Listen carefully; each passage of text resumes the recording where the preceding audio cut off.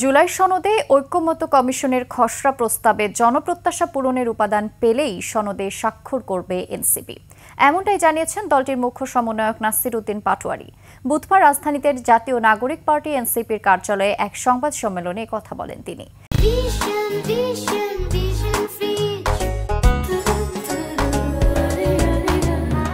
এ সময় তিনি আরো বলেন, জুলাই সনদের আইনি ভিত্তি নিশ্চিত করার দাবিতে এনসিপি জুলাই সনদে স্বাক্ষর করা থেকে বিরত ছিল।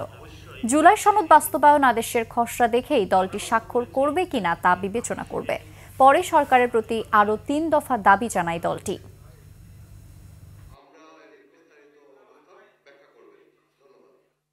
ঐকমত্য কমিশন কর্তৃক সুপারিশকৃত জুলাই সনদ বাস্তবায়ন আদেশের প্রথম খসড়াটি অর্থাৎ প্রস্তাব ১ গ্রহণ করার মাধ্যমে জুলাই সনদের আইনি ভিত্তি নিশ্চিত করতে হবে।